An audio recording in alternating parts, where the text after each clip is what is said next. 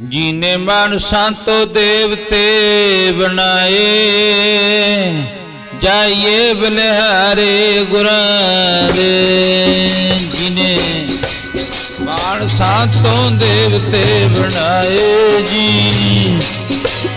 जाइए बलिहारे गुरां दे। जिने मानसा तो देवते बनाए, जाइए बलिहार गुरां दे।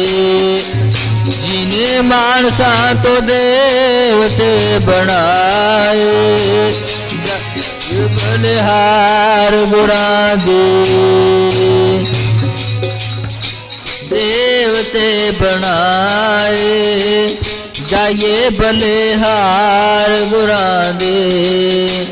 जिने मानसा तो देवते बनाए, जाइए बलिहार गुरां दे। जिने मानसा तो देवते बनाए, जाइए बलिहार गुरां दे। मानसा तो देवते बनाए, जाइए बलिहारे गुरां दे। जिने मानसा तो देवते बनाए, जाइए बलिहार गुरां दे। जिने मानसा तो देवते बनाए, जाइए बलिहार गुरां दे। मानसा तो देवते बनाए, जाइए बलिहार गुरां दे। जिने मानसा तो देवते बनाए, जाइए बलिहार गुरां दे। मानसा तो देवते बनाए, जिने मानसा तो देवते बनाए। मानसा तो देवते बनाए, जिने मानसा तो देवते बनाए। मानसा तो देवते बनाए, जाइए बलिहार गुरां दे। जिने मानसा तो देवते बनाए, जाइए बलिहारे गुरां दे। मानसा तो देवते बनाए, जाइए बलिहार गुरां दे।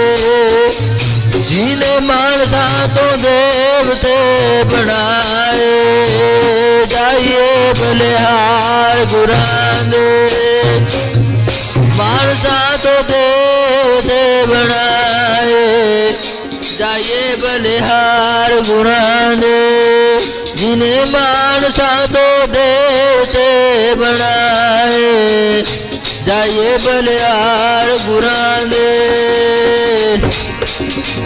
जिन मानुष ते देवते किए करत न लागी बार।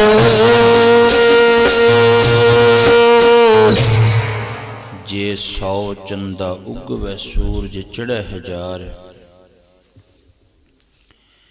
इत्ते चानण हुंदिਆਂ ਗੁਰ ਬਿਨ ਘੋਰ ਅੰਧਾਰ। ਗੁਰੂ ਸਾਹਿਬ ਜੀ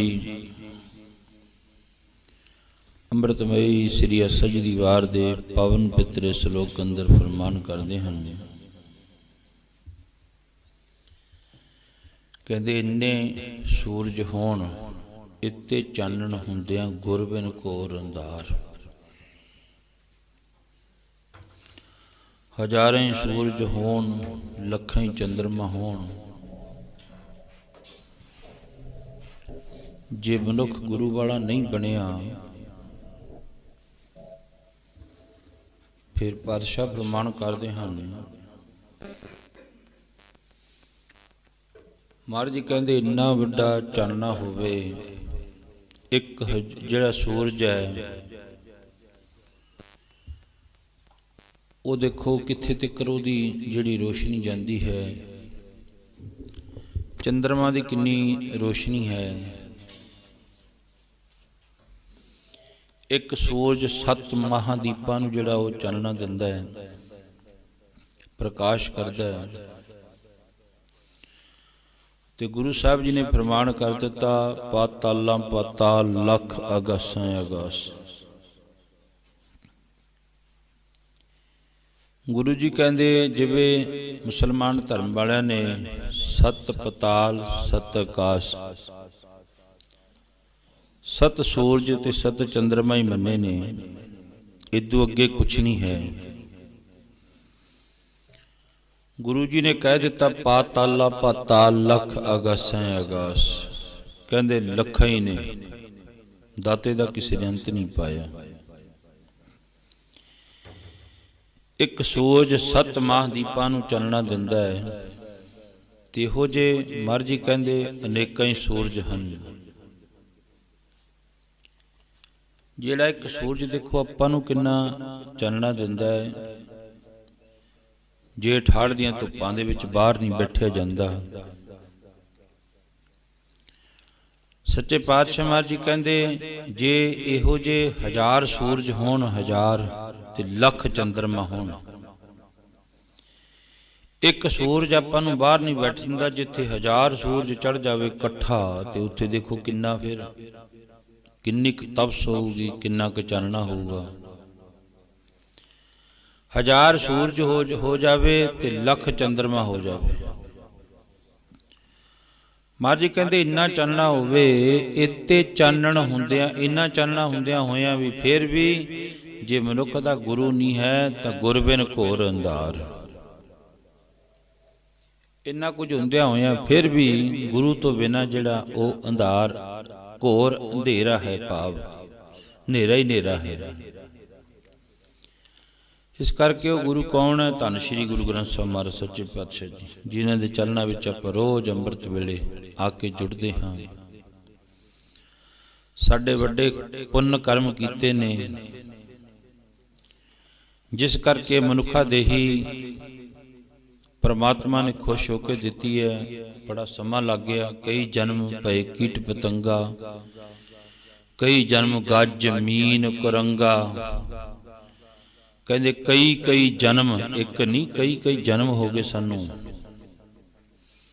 ਕਈ ਜਨਮ ਗੱਜ ਮੀਨ ਕੁਰੰਗਾ। ਗੱਜ ਨਾਮ ਹਾਥੀ ਦਾ ਹੈ, ਮੀਨ ਨਾਮ ਮੱਛੀ ਦਾ ਹੈ। ਕਹਿੰਦੇ ਮਨੁੱਖ ਕਈ ਜਨਮ ਇਹਨਾਂ ਜੂਨੀਆਂ ਦੇ ਵਿੱਚ, ਟੇਢੀਆਂ ਜੂਨੀਆਂ ਦੇ ਵਿੱਚ ਫਿਰਦਾ ਰਿਹਾ। ਕਈ ਜਨਮ ਪੰਖੀ ਸਰਪ ਹੋਇਓ, ਉੱਡਣ ਵਾਲੇ ਪੰਖੀ, ਜਿਨ੍ਹਾਂ ਦੀ ਬਹੁਤ ਵੱਡੀ ਵੱਡੀ ਉਮਰ ਹੈ। ਕਈ ਜਨਮ ਪੰਖੀ ਸਰਪ ਹੋਇਓ, ਸਰਪ ਦੀ ਜੂਨੀ। ਮਹਾਰਾਜ ਜੀ ਕਹਿਣ ਲੱਗੇ ਵੀ ਮਨੁੱਖ ਘੁੰਮ ਕੇ ਆਇਆ। ਕਈ ਜਨਮ ਹੈਬਰ ਬਿਰਖ ਜੋਇਓ। ਮਹਾਰਾਜ ਜੀ ਕਹਿੰਦੇ ਮਿਲ ਜਗਦੀਸ਼ ਮਿਲਣ ਕੀ ਬਰੀਆ, ਚਰੰਕਾਲ ਇਹ ਦੇ ਸੰਜਰੀਆ। ਆ ਇੱਕੋ ਇੱਕ ਬਾਰੀ ਹੈ। ਨਖਿੱਧ ਜੂਨੀਆਂ ਬਹੁਤ ਨੇ, ਪਰ ਉਹਨਾਂ ਨੂੰ ਅਧਿਕਾਰ ਨਹੀਂ ਹੈ ਨਾਮ ਜਪਣ ਦਾ। ਉਹ ਸੰਗਤ ਵਿੱਚ ਨਹੀਂ ਬੈਠ ਸਕਦੇ। ਤੇ ਇੱਕੋ ਇੱਕ ਮਨੁੱਖਾ ਦੇਹੀ ਹੈ ਜਿਹਨੂੰ ਅਧਿਕਾਰ ਹੈ ਪਰਮਾਤਮਾ ਦਾ ਨਾਮ ਜਪਣ ਦਾ। ਪਰ ਜਿਹਨੂੰ ਅਧਿਕਾਰ ਹੈ ਉਹ ਜਪਦਾ ਨਹੀਂ, ਜਿਹਨੂੰ ਅਧਿਕਾਰ ਨਹੀਂ ਹੈ ਉਹ ਬੰਦਾ, ਉਹ ਜਿਹੜੇ ਜਾਨਵਰ ਉਹ ਤੜਫਦੇ ਨੇ, ਸਾਨੂੰ ਪਰਮਾਤਮਾ ਨਾਮ ਜਪਣ ਦਾ ਅਧਿਕਾਰ ਦੇ ਦੇਵੇ। ਕਿਉਂਕਿ ਉਹਨਾਂ ਦੀ ਨਖਿੱਧ ਜੂਨੀ ਦੇ ਵਿੱਚ ਉਹਨਾਂ ਨੇ ਪਰਮਾਤਮਾ ਦਾ ਨਾਮ ਨਹੀਂ ਜਪਿਆ। ਕਹਿੰਦੇ ਜਿਹੜਾ ਨਹੀਂ ਜਪਦਾ ਉਹਨੂੰ ਫਿਰ ਪ੍ਰਾਪਤ ਕੀ ਹੁੰਦਾ ਹੈ? 4 ਪਾਪ 2 ਸਿੰਘ ਮੁਖ ਗੁੰਗ, ਤਬ ਕੈਸੇ ਗੁਣ ਗਈ ਹੈ।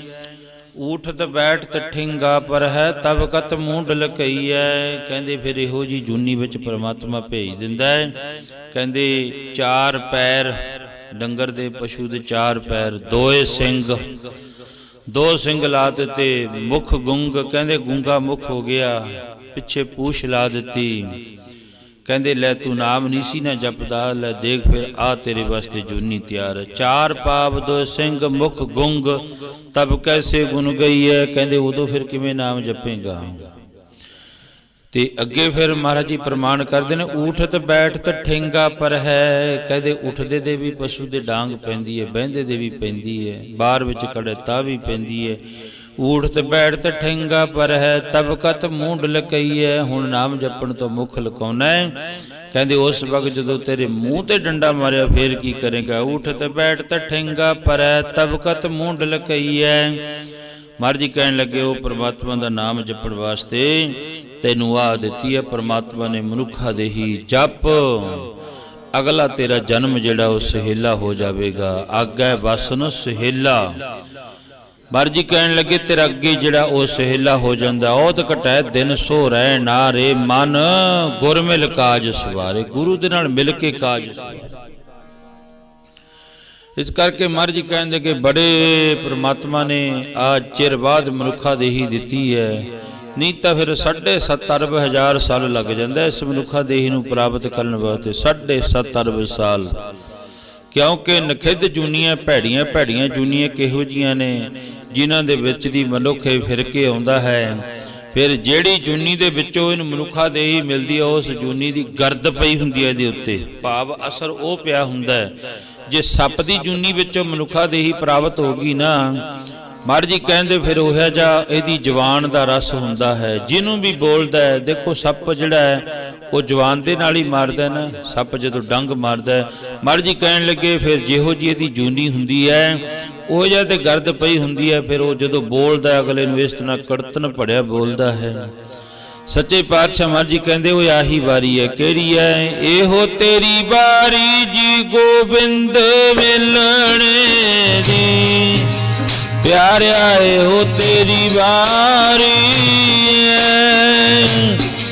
ਗੋਬਿੰਦ ਮਿਲਣੇ ਦੀ।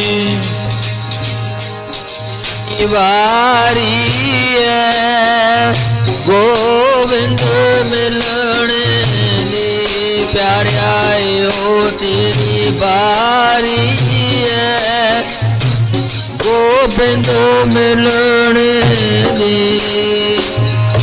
ਇਹੋ ਤੇਰੀ ਵਾਰੀ ਹੈ ਗੋਬਿੰਦ ਮਿਲਣੇ ਦੀ, ਇਹੋ ਤੇਰੀ ਵਾਰੀ ਹੈ ਗੋਬਿੰਦ ਮਿਲਣੇ ਦੀ।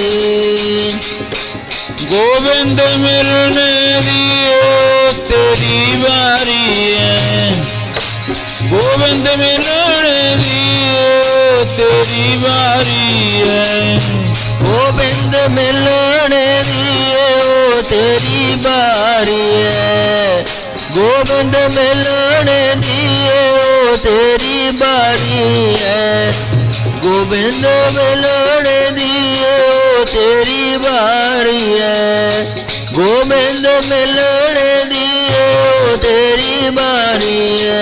ਓ ਤੇਰੀ ਵਾਰੀ ਹੈ ਓ ਤੇਰੀ, ਓ ਤੇਰੀ ਵਾਰੀ ਓ ਤੇਰੀ ਵਾਰੀ, ਇਹੋ ਤੇਰੀ ਵਾਰੀ ਓ ਤੇਰੀ ਵਾਰੀ, ਇਹੋ ਤੇਰੀ ਵਾਰੀ ਓ ਤੇਰੀ ਵਾਰੀ, ਤੇਰੀ ਵਾਰੀ ਓ ਤੇਰੀ ਵਾਰੀ, ਇਹੋ ਤੇਰੀ ਵਾਰੀ ਓ ਤੇਰੀ ਵਾਰੀ, ਇਹੋ ਤੇਰੀ ਵਾਰੀ ਹੈ ਗੋਬਿੰਦ ਮਿਲਣੇ ਦੀ, ਪਿਆਰਿਆ ਇਹੋ ਤੇਰੀ ਵਾਰੀ ਹੈ ਗੋਬਿੰਦ ਮਿਲਣੇ ਦੀ। ਇਹੋ ਤੇਰੀ ਵਾਰੀ ਹੈ ਗੋਬਿੰਦ ਮਿਲਣੇ ਦੀ, ਪਿਆਰਿਆ ਇਹੋ ਤੇਰੀ ਵਾਰੀ ਹੈ ਗੋਬਿੰਦ ਮਿਲਣੇ ਦੀ, ਇਹੋ ਤੇਰੀ ਵਾਰੀ ਹੈ ਗੋਬਿੰਦ ਮਿਲਣੇ ਦੀ, ਇਹੋ ਤੇਰੀ ਵਾਰੀ ਹੈ ਗੋਬਿੰਦ ਮਿਲਣੇ ਦੀ। ਮਹਾਰਾਜ ਜੀ ਕਹਿੰਦੇ ਤੇਰੇ ਵੱਡੇ ਪੁੰਨ ਕੀਤੇ ਨੇ, ਕਰਮ ਕੀਤੇ ਨੇ, ਤਾਂ ਕਰਕੇ ਮਨੁੱਖਾ ਦੇਹੀ ਮਿਲੀ ਹੈ। ਰਾਜਾ ਆਪਣੇ ਦਰਬਾਰ ਵਿੱਚ ਬੈਠਾ ਹੈ, ਵਜ਼ੀਰ ਅਹਿਲਕਾਰ ਮੰਤਰੀ ਸਾਰੇ ਬੈਠੇ ਨੇ, ਵਿਦਵਾਨ ਪੰਡਤ ਰੱਖਿਆ ਰਾਜੇ ਦੇ ਦਰਬਾਰ ਵਿੱਚ। ਅੱਡੋ ਅੱਡੀ ਵਜ਼ੀਰ ਅਹਿਲਕਾਰ ਸਭ ਦੀਆਂ ਡਿਊਟੀਆਂ ਨੇ। ਸ਼ਾਮ ਦੇ ਵਕਤ ਰਾਜਾ ਕਹਿੰਦਾ 2 ਘੰਟੇ ਆਪਾਂ ਕਥਾ ਸੁਣਿਆ ਕਰੀਏ, ਸਾਰੀ ਫੌਜ ਬਹਿ ਜਾ ਕਰੇ, ਜਿਤਨੇ ਵੀ ਵਜ਼ੀਰ ਨੇ ਉਹ ਬਹਿ ਜਾਣ, ਪਰਜਾ ਜਾ ਕਰੇ। ਰਾਜਾ ਕਹਿੰਦਾ ਮੈਂ ਵੀ ਬੈਠਿਆ ਕਰ, ਆਪਾਂ ਕਥਾ ਸੁਣੀਏ, ਕੋਈ ਵਿਦਵਾਨ ਪੰਡਤ ਭਾਲੀਏ, ਚੰਗਾ ਵਿਦਿਆ ਜਿਹੜਾ ਵਧੀਆ ਗਿਆਤਾ ਹੋਵੇ। ਵਿਦਵਾਨ ਪੰਡਤ ਮਿਲ ਗਿਆ, ਕਥਾ ਸ਼ੁਰੂ ਹੋ ਗਈ। ਰਾਜਾ ਵੀ ਬੈਠ ਕੇ ਕਥਾ ਸੁਣਦਾ ਰੋਜ਼। ਬਾਹਰ ਜੀ ਕਹਿੰਦੇ ਬਹੁਤ ਔਖਾ ਹੈ ਕਥਾ ਤੇ ਕੀਰਤਨ ਸੁਣਨਾ। ਕਿੰਨਾ ਕੁ ਔਖਾ? ਕਹਿੰਦੇ ਜਦੋਂ ਮਿਲਦਾ ਉਦੋਂ ਕਿੱਡੇ ਕੁ ਭਾਗ ਹੁੰਦੇ ਨੇ। ਬਿਨ ਭਾਗਾਂ ਸਤ ਸੰਗ ਨਾ ਲੱਭੈ, ਬਿਨ ਸੰਗਤ ਮੈਲ ਭਰੀਜੈ ਜੀਓ। ਬਿਨਾਂ ਕਰਮਾਂ ਤੋਂ ਗੁਰੂ ਕੀ ਸੰਗਤ, ਬਿਨਾਂ ਕਰਮਾਂ ਤੋਂ ਅੰਮ੍ਰਿਤ ਵੇਲੇ ਉੱਠਣਾ ਹੀ ਔਖਾ ਹੈ। ਸਭ ਤੋਂ ਔਖਾ ਅੰਮ੍ਰਿਤ ਵੇਲੇ ਦਾ ਉੱਠਣਾ ਹੀ ਹੈ। ਜੇ ਮਨੁੱਖ ਉੱਠ ਖੜਿਆ ਫਿਰ ਆਪੋ ਆਪਣੇ ਕੰਮ ਧੰਦਿਆਂ ਦੇ ਵਿੱਚ ਰੁੱਝ ਜਾਂਦਾ ਹੈ।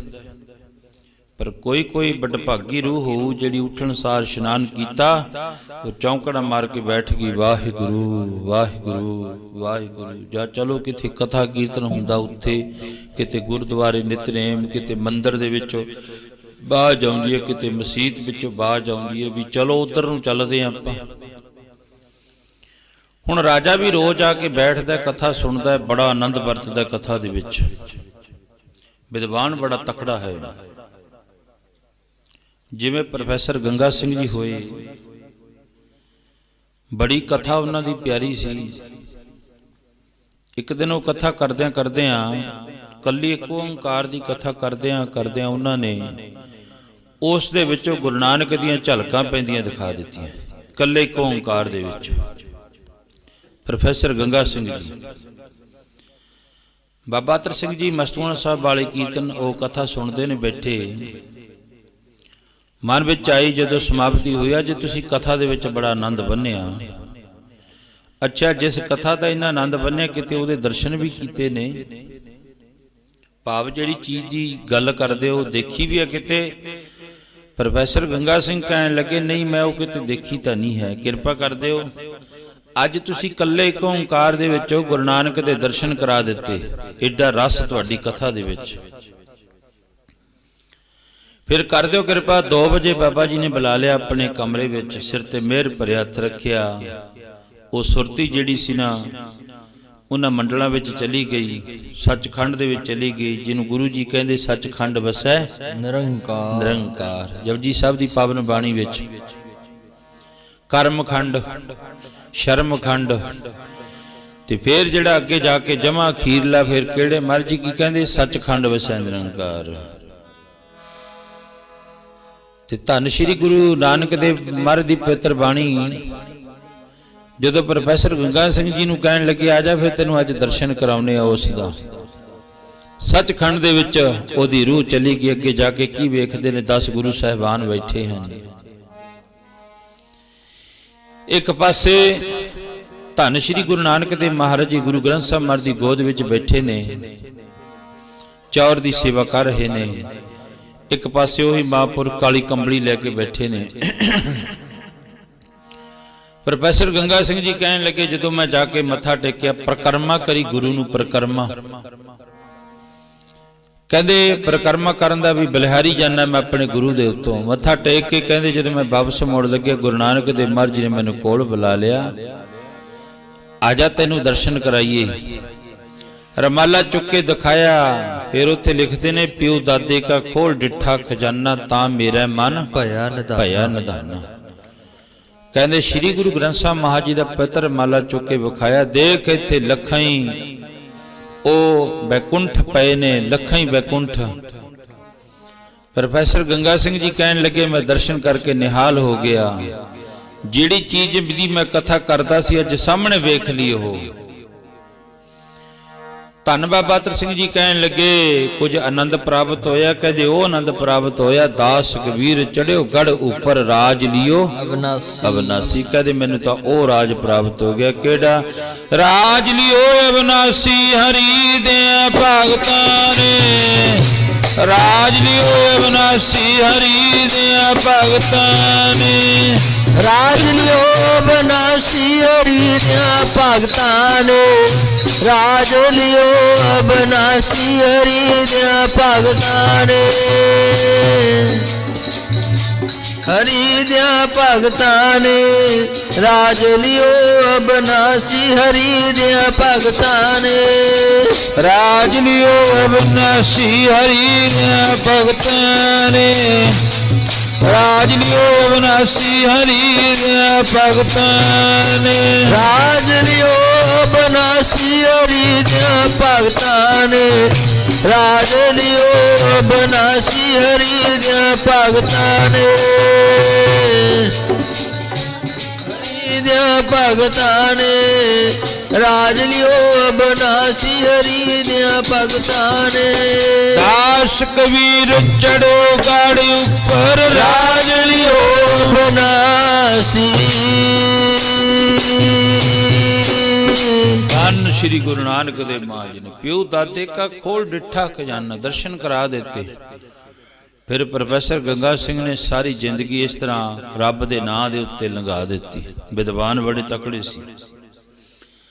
ਰਾਜਾ ਕਹਿਣ ਲੱਗਿਆ ਮੈਨੂੰ ਤੁਸੀਂ ਰੋਜ਼ ਕਥਾ ਸੁਣਾਉਂਦੇ ਹੋ, ਬੜਾ ਤੁਹਾਡੀ ਕਥਾ ਦੇ ਵਿੱਚ ਆਨੰਦ ਹੈ, ਪਰ ਅੱਜ ਮੈਂ ਕਰਜ਼ ਕਰਦਾ ਤੁਹਾਡੇ ਚਰਨਾਂ ਵਿੱਚ। ਜਿਸ ਮਨੁੱਖਾ ਦੇਹੀ ਦੀ ਏਡੀ ਵੱਡੀ ਤੁਸੀਂ ਜਿਹੜੀ ਉਹ ਉਸਤਤ ਕਰੀ ਹੈ ਵੀ ਇੰਨੇ ਚਿਰ ਬਾਅਦ ਮਨੁੱਖਾ ਦੇਹੀ ਮਿਲਦੀ ਹੈ ਜਾ ਕੇ, ਤੇ ਹੁਣ ਕਿਰਪਾ ਕਰਕੇ ਵੀ ਦੱਸ ਦਿਓ ਮੈਂ ਕਿੱਡੇ ਕੁ ਵੱਡੇ ਪੁੰਨ ਕਰਮ ਕੀਤੇ ਨੇ। ਆਪਾਂ ਗੁਰੂ ਸਾਹਿਬ ਨੂੰ ਪੁੱਛੀ ਆ ਕੇ ਮਹਾਰਾਜ ਅਸੀਂ ਕਿੱਡੇ ਕੁ ਵੱਡੇ ਪੁੰਨ ਕਰਮ ਕੀਤੇ ਨੇ।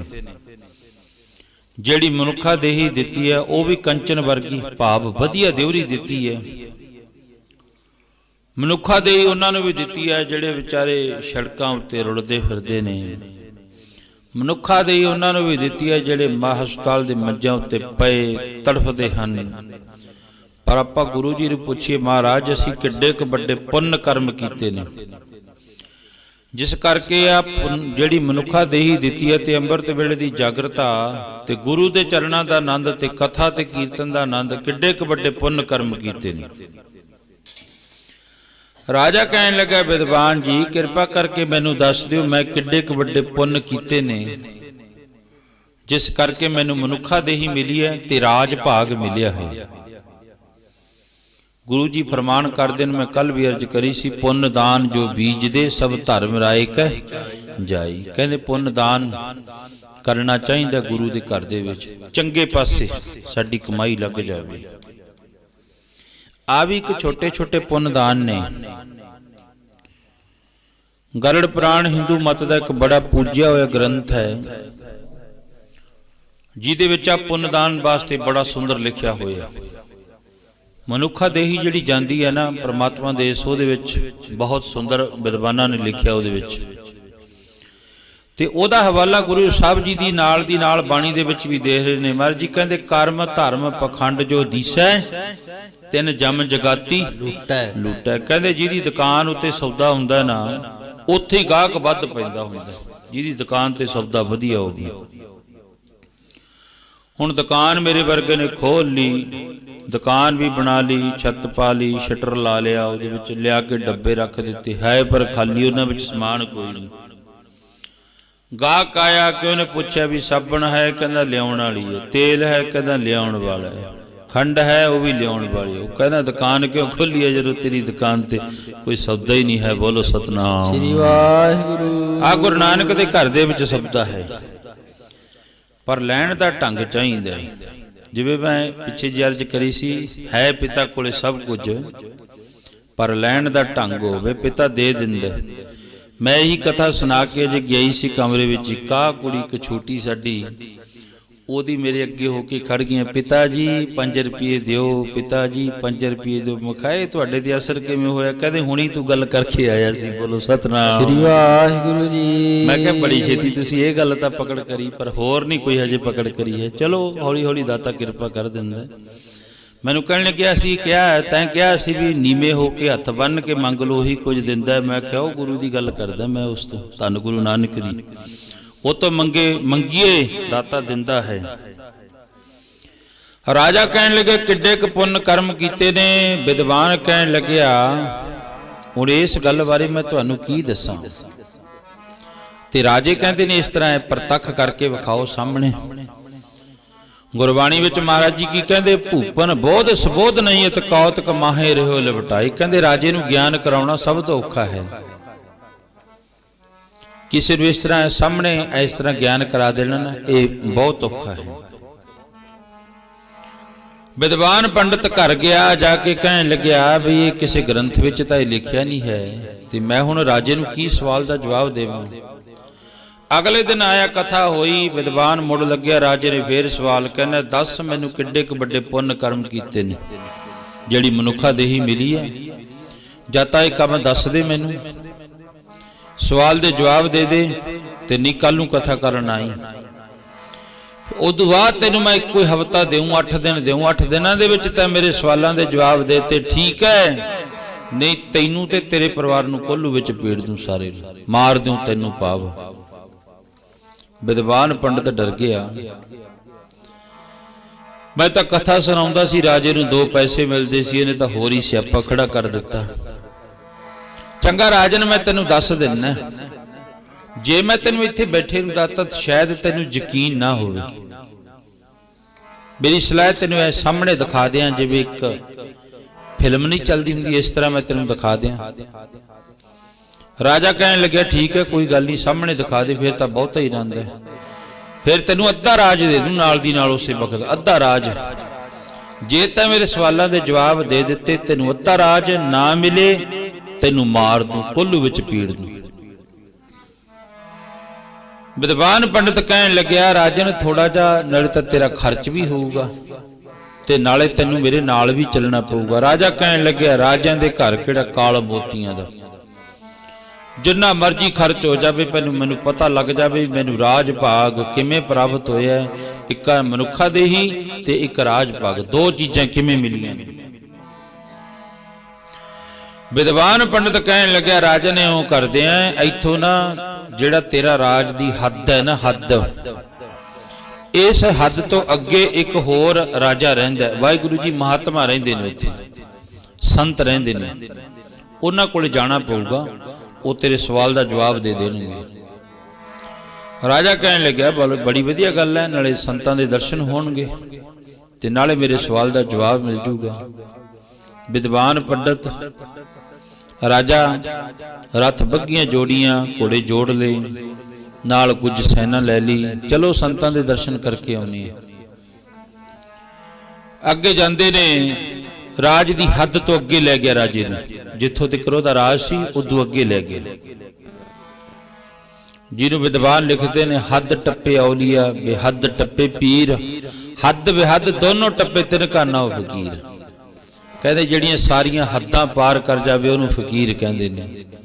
ਜਿਹੜਾ ਜੇ ਬੰਧਨਾਂ ਵਿੱਚ ਹੀ ਫਸਿਆ ਪਿਆ, ਇੱਥੇ ਹੀ ਫਸਿਆ ਪਿਆ, ਉਹ ਕਾਹਦਾ ਫਕੀਰ ਹੋਇਆ। ਅੱਗੇ ਲੈ ਕੇ ਦੇਖਿਆ, ਕੱਖਾ ਕਾਨੇ ਦੀ ਇੱਕ ਛੋਟੀ ਜੀ ਛੰਨ ਬਣੀ ਹੋਈ ਹੈ, ਆਲੇ ਦੁਆਲੇ ਬਾੜ ਕਰੀ ਹੋਈ ਹੈ, ਉਹਦੇ ਵਿੱਚ ਇੱਕ ਮਹਾਤਮਾ ਪਾਟੀ ਹੋਈ ਬੋਰੀ ਉੱਤੇ ਬੈਠੇ ਨੇ। ਵਿਦਵਾਨ ਪੰਡਤ ਉਤਰਿਆ ਰੱਥ ਵਿੱਚੋਂ, ਰਾਜੇ ਨੂੰ ਉਤਾਰ ਲਿਆ, ਚਲੋ ਸਾਹਮਣੇ ਦੇਖੋ ਮਹਾਤਮਾ ਬੈਠੇ ਨੇ, ਉਹ ਤੁਹਾਡੇ ਸਵਾਲ ਦਾ ਜਵਾਬ ਦੇ ਦੇਣਗੇ। ਪਹਿਲੇ ਤਾਂ ਰਾਜਾ ਖੜ ਗਿਆ, ਉਹ ਤੂੰ ਤਾਂ ਕੁਝ ਵਿਦਵਾਨ ਹੈ, ਤੇਰੇ ਕੋਲ ਗ੍ਰੰਥ ਵੀ ਨੇ, ਇਹਦੀ ਛੰਨ ਜਿਹੜੀ ਹੈ ਟੁੱਟੀ ਪਈ ਹੈ, ਘਰ ਨਹੀਂ ਹੈ ਵਿਚਾਰੇ ਕੋਲੇ, ਥੱਲੇ ਕੋਈ ਬੈਠਣ ਵਾਸਤੇ ਮੈਟ ਵੀ ਹੈ ਨਹੀਂ, ਕੋਈ ਦਰੀ ਨਹੀਂ ਇਹਦੇ ਕੋਲੇ, ਪਾਟੀ ਹੋਈ ਬੋਰੀ ਉੱਤੇ ਬੈਠਾ। ਰਾਜਨ ਚੱਲ ਤਾਂ ਸੇ ਇਹਨਾਂ ਦੇ ਵਿੱਚ ਹੀ ਲਾਲ ਲੁਕੇ ਹੋਏ ਨੇ, ਕਦੇ ਗੋਦੜੀ ਲੀਰਾਂ ਦੀ, ਇਹਦੀ ਮੌਜ ਦੇਖ ਜਾ ਕੇ, ਕਿੰਨੀ ਕੁ ਮੌਜ, ਇਹਨੂੰ ਪੁੱਛ ਕੇ ਵੇਖ ਰਾਜਿਆ। ਤੂੰ ਚੱਲ ਮਹਾਤਮਾ ਦੇ ਕੋਲੇ। ਰਾਜਾ ਉਤਰ ਕੇ ਰਾਤ ਵਿੱਚ ਚੱਲਿਆ ਗਿਆ। ਮਹਾਤਮਾ ਆਪਣੀ ਪਾਟੀ ਬੋਰੀ ਉੱਤੇ ਬੜੇ ਆਨੰਦ ਵਿੱਚ ਬੈਠੇ ਨੇ, ਤੇ ਮਹਾਤਮਾ ਨੇ ਰਾਜੇ ਕਿੰਨੀ ਐ ਝਾਕ ਕੇ ਵੀ ਨਹੀਂ ਵੇਖਿਆ ਵੀ ਰਾਜਾ ਆਇਆ, ਆਪਣੀ ਮਸਤੀ ਵਿੱਚ ਬੈਠੇ ਨੇ। ਜਿਹਨੂੰ ਬੜੇ ਪਿਆਰ ਦੇ ਵਿੱਚ ਆ ਕੇ ਰੱਬ ਦੇ ਫਕੀਰ ਫਰਮਾਨ ਕਰਦੇ ਨੇ, ਉਹ ਕੀ ਕਹਿੰਦੇ, ਬਾਬਾ ਜੀ ਮੌਜ ਫਕੀਰਾਂ ਦੀ, ਬਾਬਾ ਜੀ ਮੌਜ ਫਕੀਰਾਂ ਦੀ, ਬਾਬਾ ਜੀ ਮੌਜ ਫਕੀਰਾਂ ਦੀ, ਬਾਬਾ ਜੀ ਮੌਜ ਫਕੀਰਾਂ ਦੀ, ਬਾਬਾ ਮੌਜ ਫਕੀਰਾਂ ਦੀ, बाबा जी मौज फकीरां दी।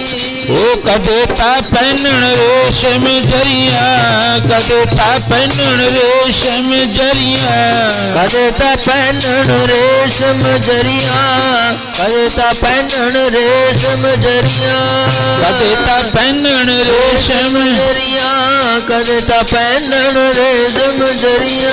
ओ कदे गोदड़ी लीरां दी, कदे गोदड़ी लीरां दी, कदे गोदड़ी लीरां दी, कदे गोदड़ी लीरां दी, कदे गोदड़ी लीरां दी, कदे गोदड़ी लीरां दी। भाई बाबा मौज फकीरां दी, बाबा जी मौज फकीरां दी, बाबा जी मौज फकीरां दी, बाबा जी मौज फकीरां दी,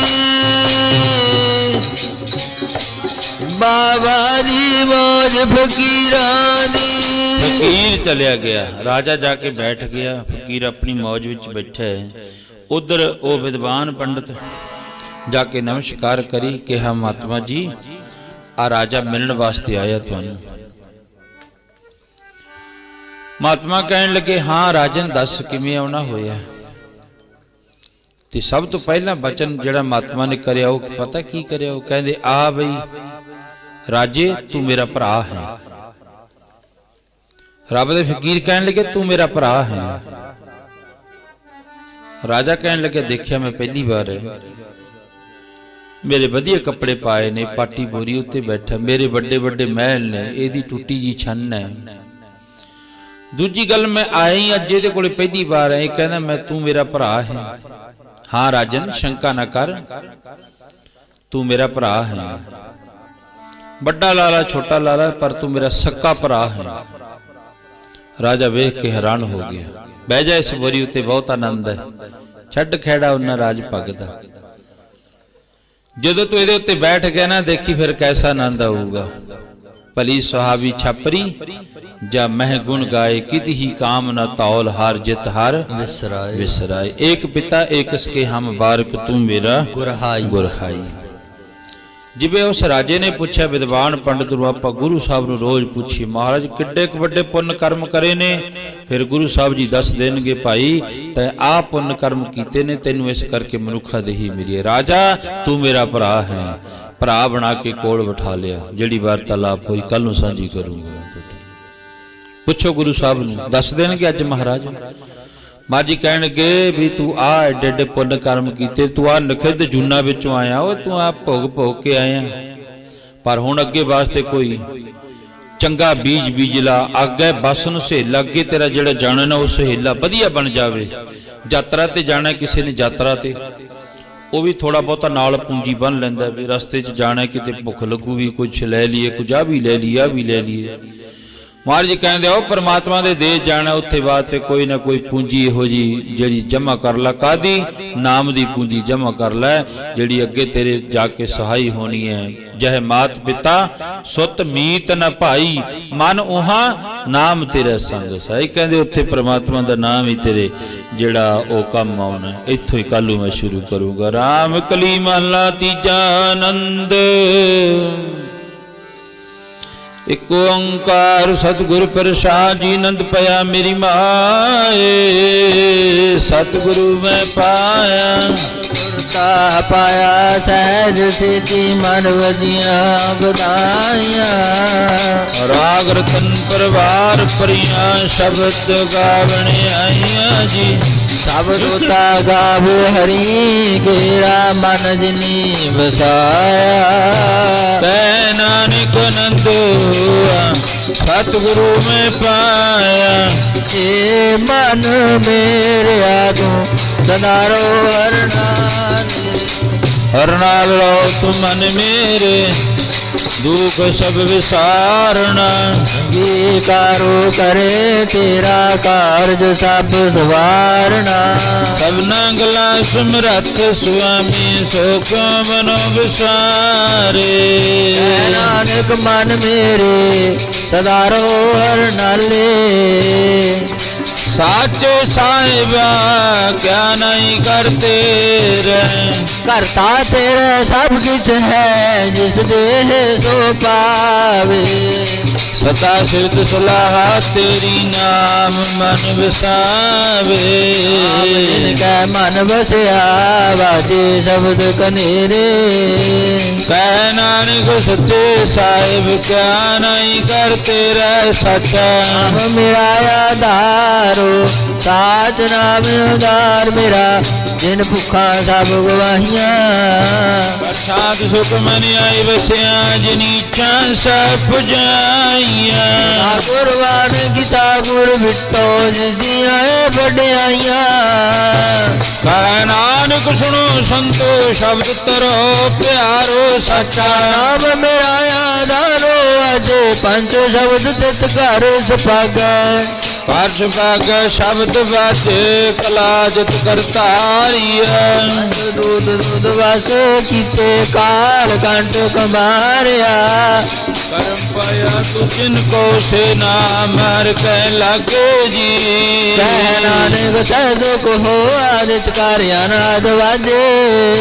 आनंद सुनो बड़ भागियो सगल मनोरथ पूरे। हार ब्रह्म प्रभ पाया उतरो भगवो सूरे। रूप रोग संताप उतरे सुनी सच्ची बाणी।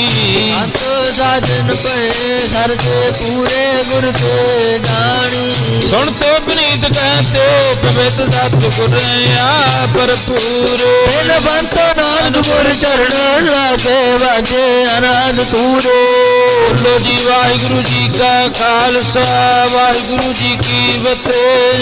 वाहिगुरु जी का खालसा वाहिगुरु जी की फतेह।